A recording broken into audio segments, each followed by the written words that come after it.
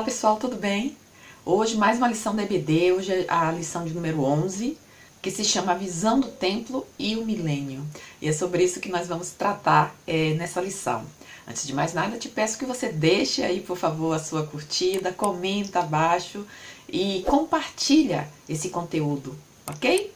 Bom pessoal, vamos aí então ao nosso texto áureo.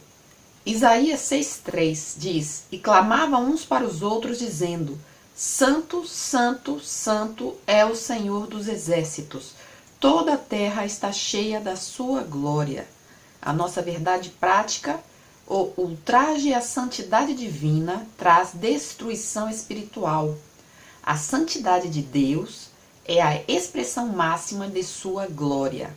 O nosso texto bíblico está em Ezequiel 49, de 1 a 9. Nós não vamos ler para poder ganhar tempo, mas vamos discutir no decorrer da nossa lição, ok? Aí você pode dar uma pausa, fazer a leitura bíblica e aí nós acompanhamos juntos, tá certo, pessoal?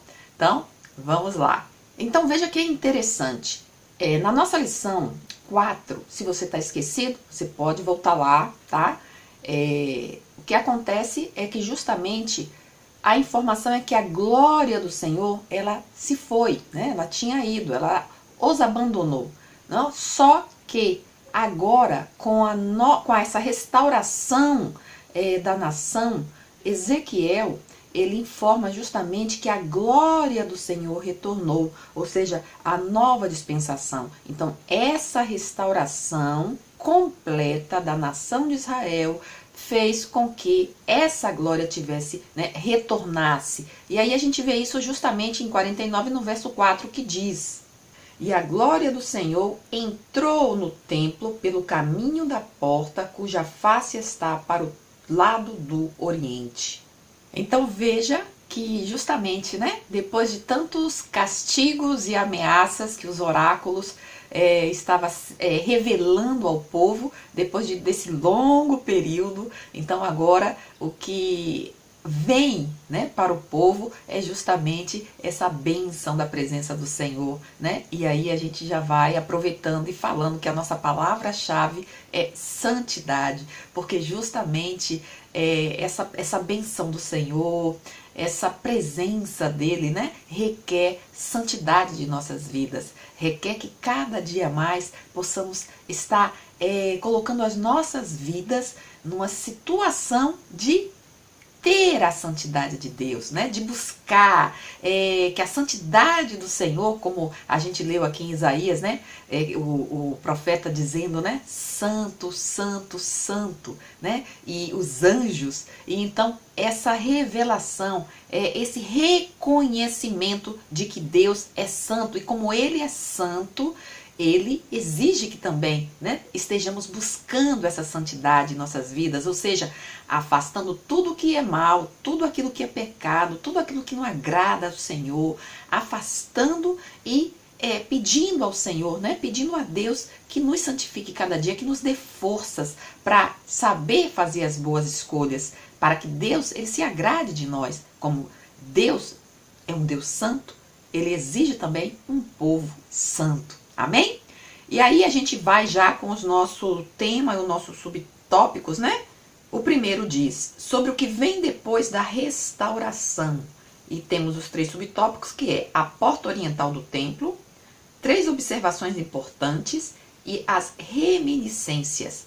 Então, o nosso primeiro tópico é sobre esse tema que nós vamos estudar.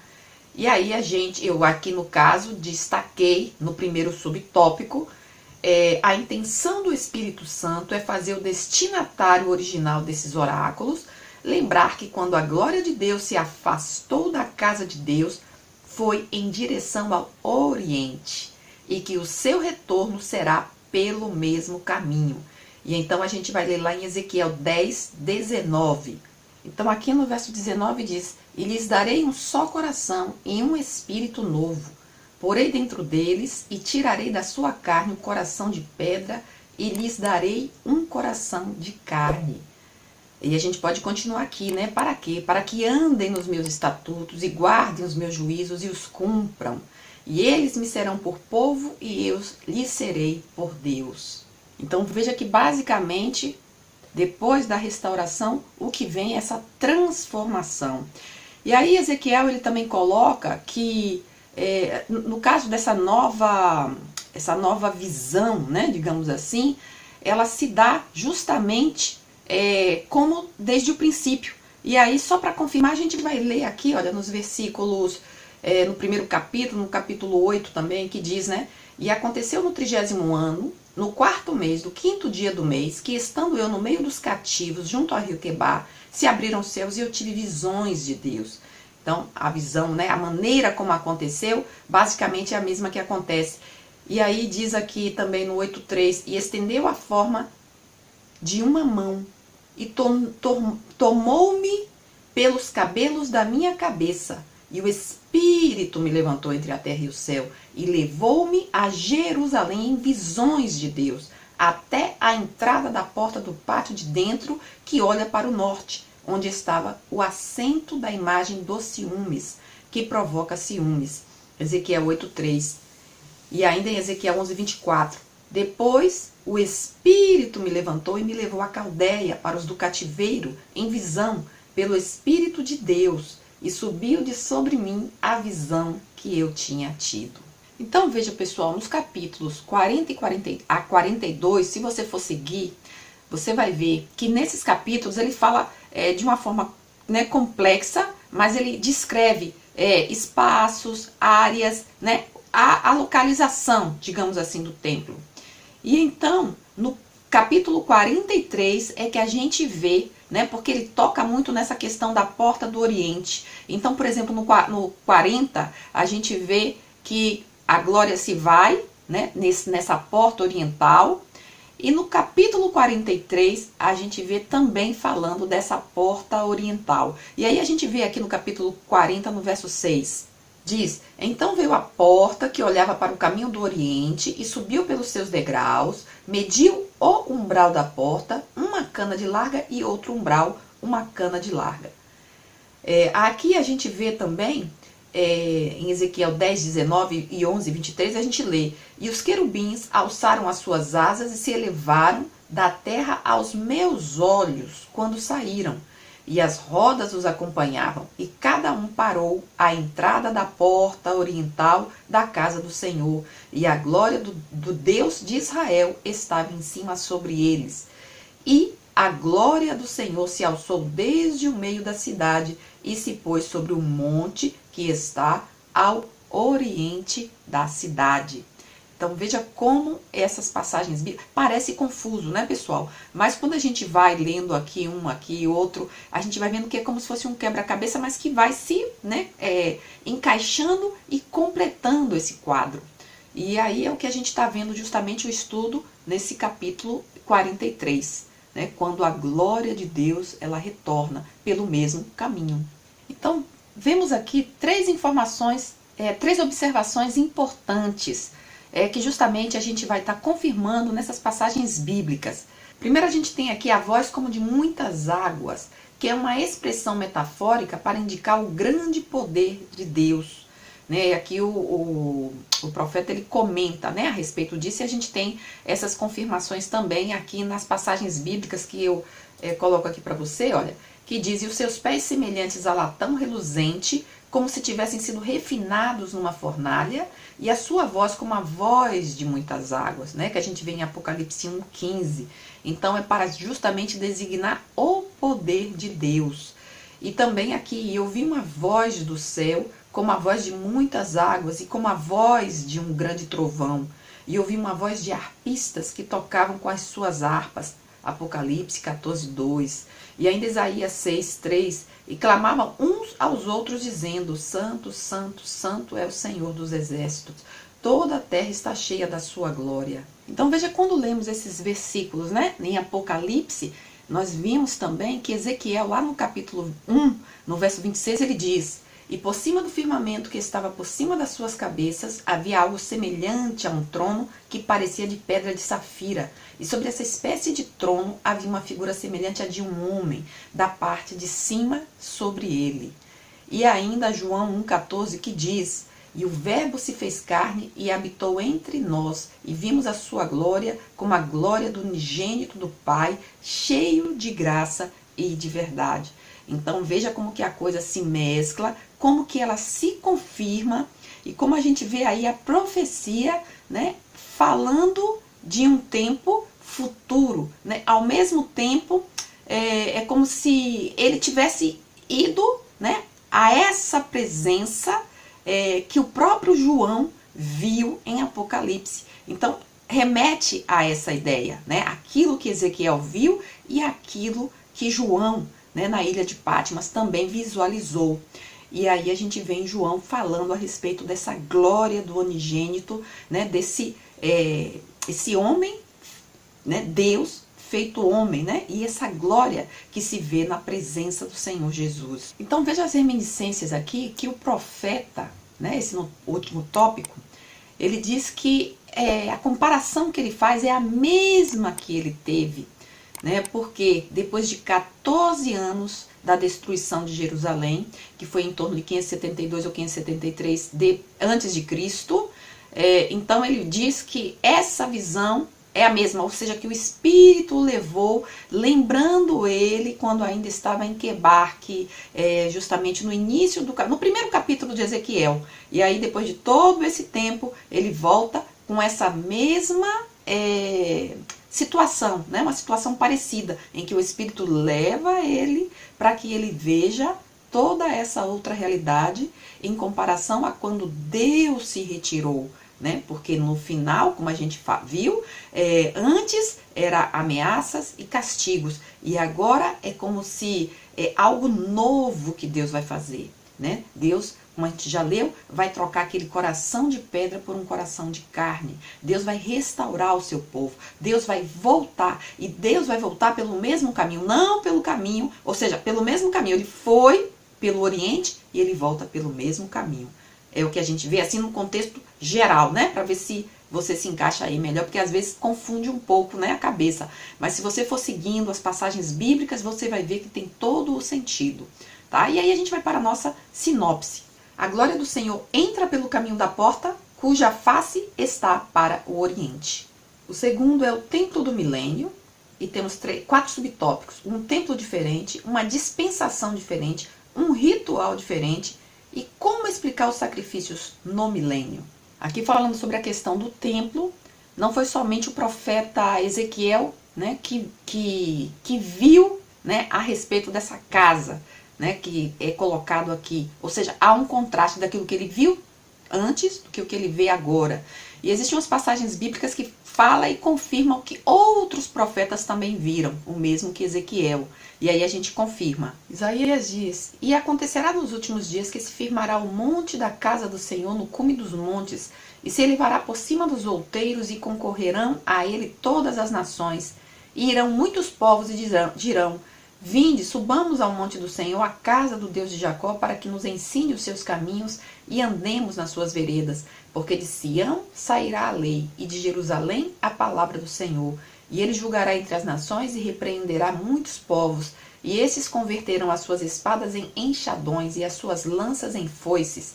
Uma nação não levantará espada contra outra nação, nem aprenderão mais a guerrear.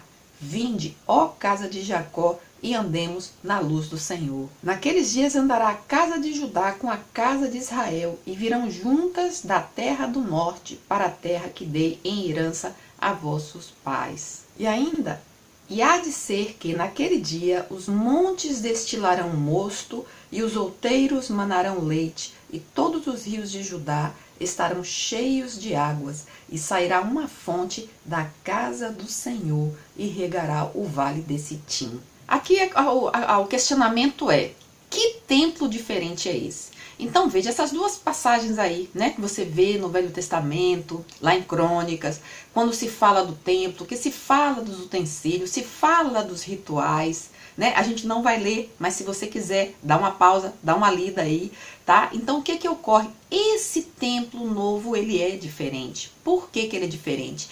Aí a gente vai ler lá em Hebreus 9, que diz assim: mas vindo Cristo, o sumo sacerdote dos bens futuros, por um maior e mais perfeito tabernáculo, não feito por mãos, isto é, não desta criação, nem por sangue de bodes e bezerros, mas por seu próprio sangue. Entrou uma vez no santuário, havendo efetuado uma eterna redenção.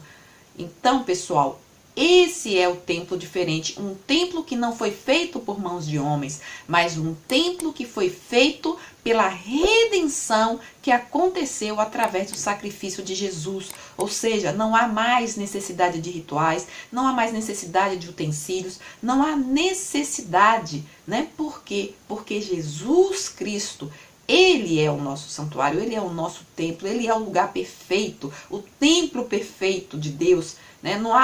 Não tem como, você não tem mais necessidade, né, daqueles rudimentos passados em que o homem estava ali construindo, tentando construir, fazer um local onde Deus pudesse habitar.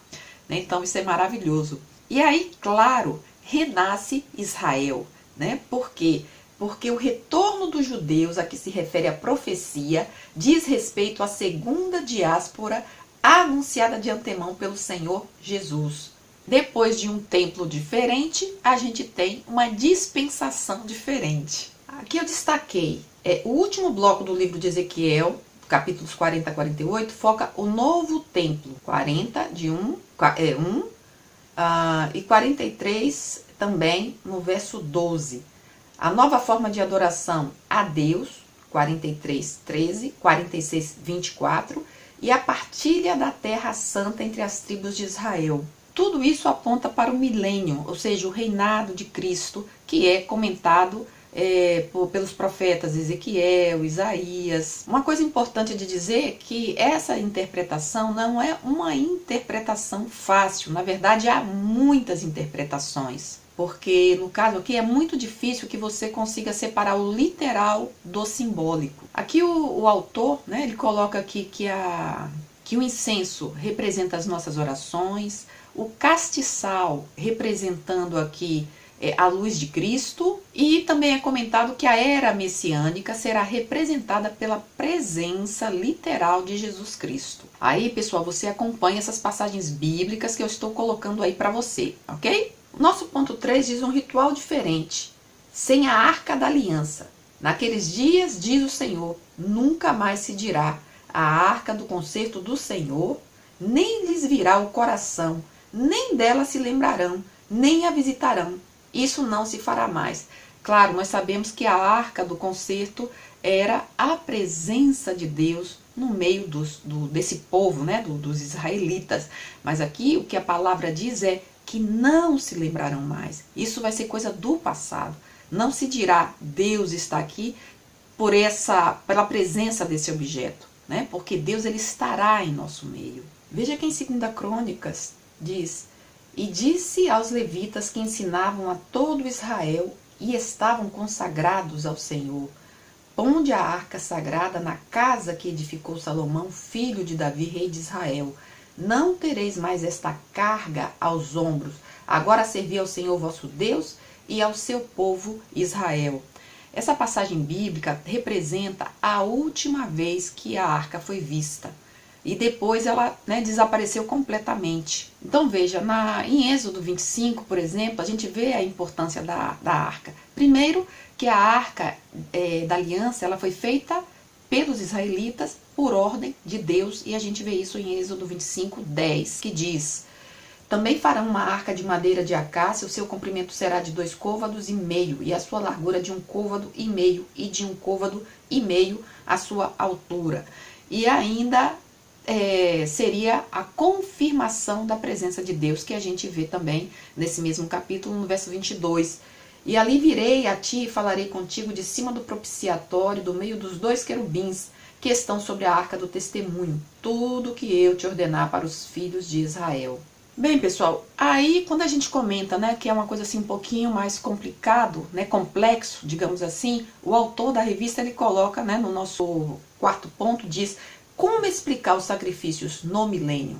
O ponto mais crucial da visão de Ezequiel é a descrição dos sacrifícios, que a gente encontra no capítulo 43, que é esse que a gente está vendo, do 18 a 27, que é no sistema levítico, visto que o Senhor Jesus já cumpriu toda a lei tornando sem efeito a eficácia do modelo mosaico.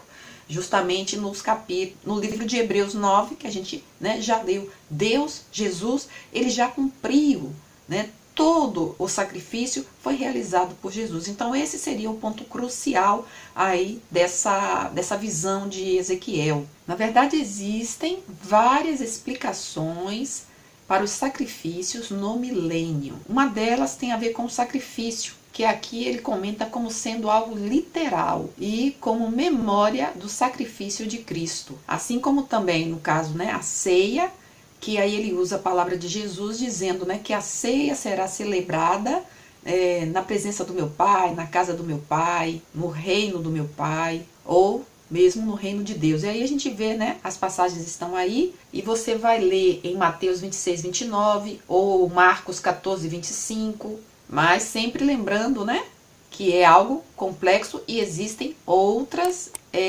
teorias. Agora, uma coisa importante é a gente ver, por exemplo, a visão do apóstolo Paulo. O apóstolo Paulo, em Romanos 12, 1 e 2, ele usa de uma forma, uma linguagem metafórica, quando ele coloca: rogo-vos, pois, irmãos, pela compaixão de Deus, que apresentei os vossos corpos em sacrifício vivo, santo e agradável a Deus. Esse é o vosso culto racional. E não sede conformados com este mundo, mas sede transformados pela renovação do vosso entendimento, para que experimenteis qual seja a boa, a agradável e a perfeita vontade de Deus. Ainda temos os versículos de 1 Coríntios 9, no verso 13 e 14, que diz: não sabeis vós que os que administram o que é sagrado comem do que é do templo, e que os que de contínuo estão junto ao altar participam do altar? Assim ordenou também o Senhor aos que anunciam o Evangelho que vivam do Evangelho. E ainda, aqui o apóstolo Paulo diz: mas bastante tenho recebido e tenho abundância. Cheio estou depois que recebi de Epafrodito o que da vossa parte me foi enviado, como cheiro de suavidade e sacrifício agradável e aprazível a Deus. Então veja que essa é uma visão, né? Agora a gente vê, é como se fosse uma saindo do Antigo Testamento, aquilo que era literal, né? E o apóstolo Paulo, então, ele coloca de uma forma que eu posso dizer que é muito mais elevada, porque quando você tem esse literal, esse fazer, né, coisas utilizando esses objetos como uma coisa, um ritual, né, na verdade, pode ser que seja algo que não saia do coração, né, que não saia da consciência, do reconhecimento, né, como ele diz, né, o apóstolo Paulo, a gente tem que fazer com a sabedoria, né, com o sentimento, com o amor, com o corpo, tendo, né, um entendimento daquilo que se está fazendo, não apenas como um ritual, mas algo que vem de dentro para fora, e não o contrário, porque, na verdade, muitos que a gente vê faz, tipo, eu faço porque eu tenho que fazer, mas não está nas entranhas, não está dentro, né? Não está na mente, não está no entendimento, no reconhecimento diante de Deus de que aquilo é necessário que seja feito. Então, é por aí, né? Então, é um complexo, mas ao mesmo tempo a gente consegue muito bem entender aquilo que o apóstolo Paulo, né, está colocando aqui para nós. É algo muito mais forte do que aquilo que a gente pode ver simplesmente aparentemente, né? Pelas aparências. É o que vem de dentro. Então é muito mais forte, ou não, pessoal? Coloca aqui no comentário. Se você está gostando, olha, deixa seu comentário, não esquece não. Deixa sua curtida, tá bom? A nossa sinopse. No novo templo não haverá a Arca da Aliança. Seus sacrifícios serão um memorial, pois é uma nova dispensação. Nosso terceiro tópico, santidade e glória. A glória de Deus volta ao templo, a identidade do guia celestial e, por último, santidade para sempre. Nesse tópico, eu destaquei que a glória de Deus volta ao templo, que o Espírito Santo levou Ezequiel para o átrio interior do templo, como havia feito anteriormente. O que ocorre aqui é que justamente naquele período, o que ele via e o que ele sabia é que havia pecado, havia coisas que estavam sendo feitas que eram abomináveis à presença e aos olhos de Deus. E Quando vem essa nova visão, o que ele coloca é justamente que é algo diferente acontecendo. É a glória de Deus enchendo todo esse ambiente. Então veja que lá em Êxodo 40, no verso 34 e 35, a mesma coisa ocorre com Moisés. Moisés, eles vê a glória de Deus, né? E aí a gente vê aqui na passagem, né? Então a nuvem cobriu a tenda da congregação e a glória do Senhor encheu o tabernáculo. De maneira que Moisés não podia entrar na tenda da congregação, porquanto a nuvem permanecia sobre ela e a glória do Senhor enchia o tabernáculo. E ainda com Salomão, e acabando Salomão de orar, desceu o fogo do céu e consumiu o holocausto e os sacrifícios, e a glória do Senhor encheu a casa. E os sacerdotes não podiam entrar na casa do Senhor, porque a glória do Senhor tinha enchido a casa do Senhor. Então, que fique claro, né, que a glória do Senhor significa justamente a presença do Senhor em nosso meio, no meio do seu povo. E aí, pessoal, a gente vai, a identidade do guia celestial, né? Na sua visão, Ezequiel viu no interior do templo um personagem, diz o profeta. Um homem se pôs junto a mim. Aqui no caso, tudo indica que é o anjo do Senhor ou a própria presença do Senhor, né? Porque no verso 7 diz: e me disse, filho do homem, este é o lugar do meu trono e o lugar das plantas dos meus pés, onde habitarei no meio dos filhos de Israel para sempre. E os da casa de Israel não contaminarão mais o meu nome santo, nem eles, nem os seus reis, com as suas prostituições e com os cadáveres dos seus reis nos seus altos.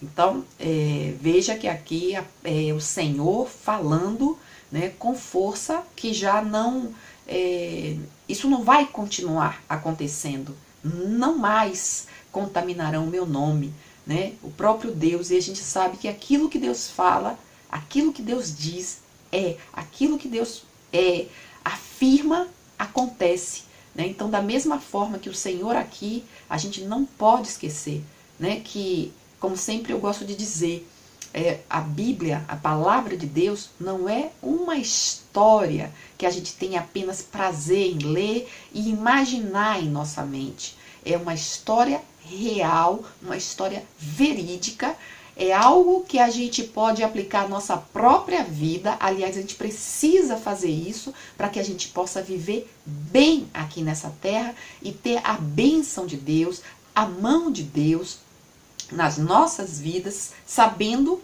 que um dia nós vamos estar em sua presença, né? Então é muito importante as nossas escolhas, é muito importante como a gente enxerga essa palavra e como a gente não pode, diante das dificuldades, diante dos problemas, né, que a gente enfrenta, a gente não pode simplesmente, como, né, algumas pessoas dizem, tirar, né, atirar, jogar a toalha, né, desistir, chutar o pau da barraca, né, chutar o balde, como alguns dizem. A gente precisa estar aí firme e confiando que é esse Deus que tem a última palavra, que diz para você: fique firme, confie, né? Eu estou com você. Se eu digo, se eu prometo, se cumpre. Ninguém vai destruir você. Ninguém vai fazer com que os seus sonhos, os sonhos que eu, Deus, colocou na sua vida, não se cumpra, porque a última palavra é dele. Então confie, não desanime, não perca a paciência, não perca a paciência, né?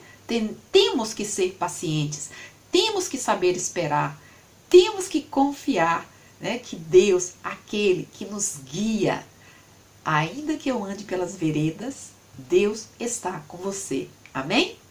Aqui no último tópico, santidade para sempre, assim como a idolatria foi erradicada definitivamente do meio do povo de Israel durante o exílio na Babilônia, do mesmo modo, todas as abominações e prostituição desaparecerão do meio do povo. A palavra de Deus diz: sede santos, porque eu sou santo.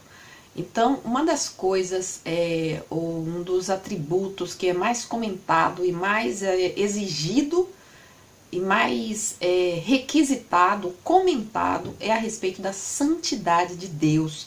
E a gente vê, então, esses versículos. E antes de mais nada, veja que a gente vê aqui nesse tópico que foi erradicada a idolatria, né? E justamente quando, no momento mais difícil, né? Num momento assim de sofrimento desse povo, né? Ao qual Deus, por muitos e muitos momentos, diz, né? Não faça assim, não cometa. E isso é um adultério, né? Em relação ao amor de Deus. Não adultério homem e mulher, mas uma comparação do povo que tem a Deus como seu marido e que busca em outros deuses algum tipo de envolvimento.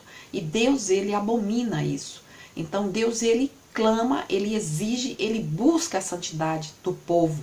E aí é justamente, né, nesse momento mais de aflição, é quando, como um pai, né, que trata um filho. E aqui a gente vê, né, é Deus fazendo com que o povo, né, consiga enxergar e buscar essa santidade. E o Senhor fala, esse é o lugar, né, aonde eu não vou mais aceitar esse tipo de atitude. E aí a gente vê aqui nessas passagens bíblicas que eu coloquei aqui para você, em Samuel 2:2, 1 Samuel, não há santo como o Senhor, porque não há outro fora de ti, e rocha nenhuma há como o nosso Deus.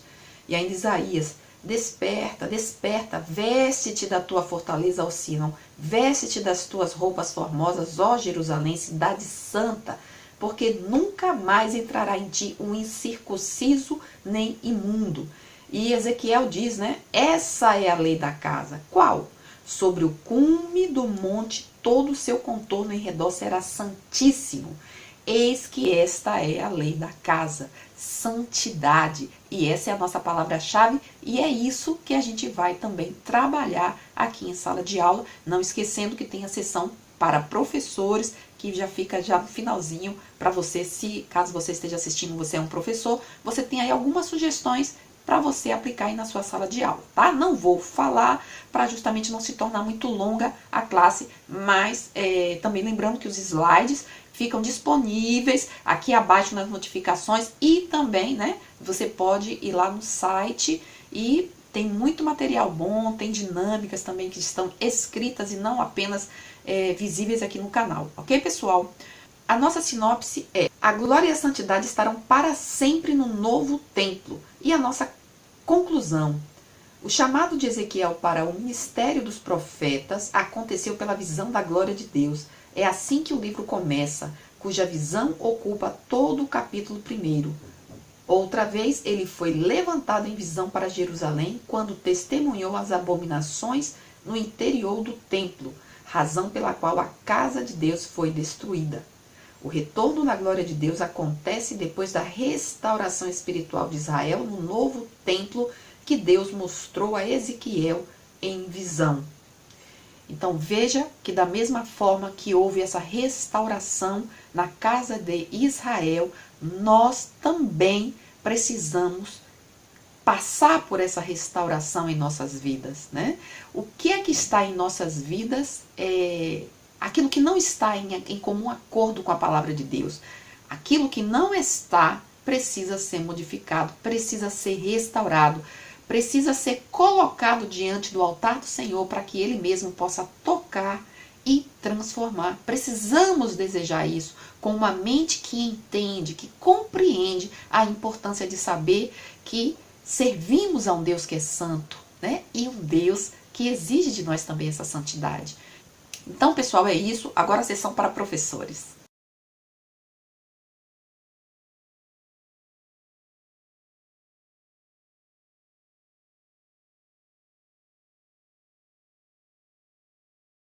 Então, o que acontece? A santificação é justamente um processo que começa na vida de uma pessoa que recebeu a Jesus Cristo, né? Que aceitou a Jesus Cristo em sua vida. Então, reconhece que não pode mais, né, viver em pecado, andar em pecado. Não quer dizer que você não peque, né? Nós pecamos, só não peca mesmo quem já morreu, né? Mas nós pecamos, mas nós não devemos viver em pecado, né? E a Bíblia diz também lá em 1 João 1:9, a Bíblia diz, né? Se confessarmos os nossos pecados, Jesus Cristo, Ele é fiel para nos perdoar de todos os pecados e nos purificar de toda injustiça. Né? E o próprio João, né? Ele diz, meus filhinhos, não vivam em pecado, né? Nós não devemos viver em pecado.